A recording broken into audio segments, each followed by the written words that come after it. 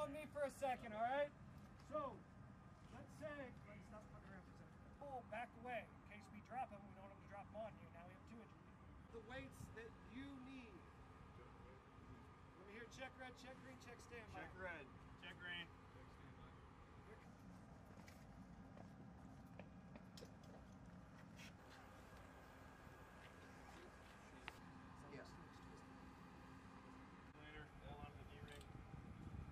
Diver, into the water when ready.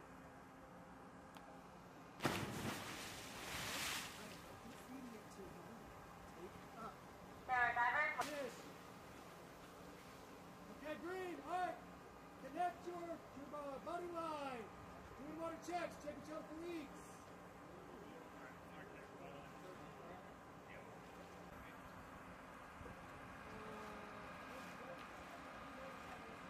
Into the water when ready.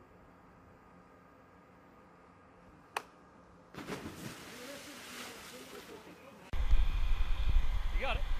Hold on to that mask. I want the video.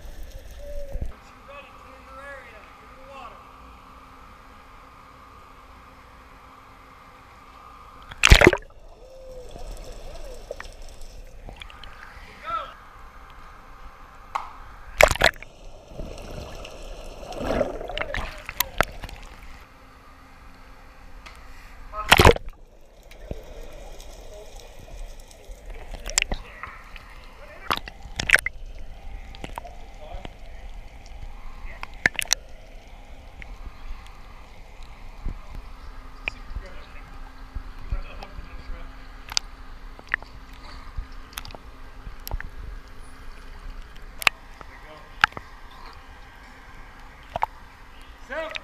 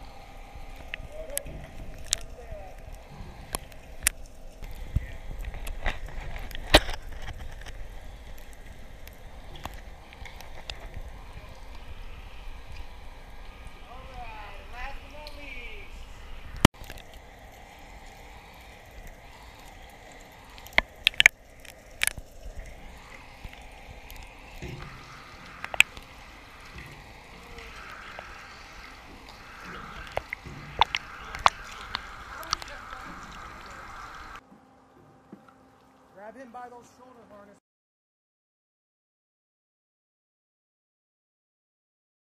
Today we're doing a courtesy inspection on the USS Halsey here. They ran over some fishing net a while ago.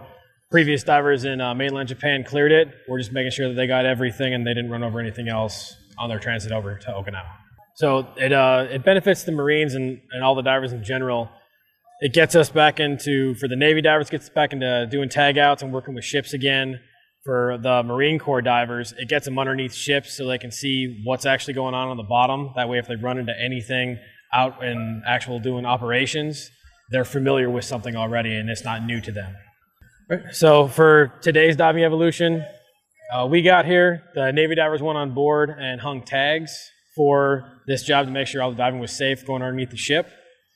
The Marines and a couple other divers set up the dive side. We're doing scuba with tending lines and buddy lines so that everyone's safe when we're diving.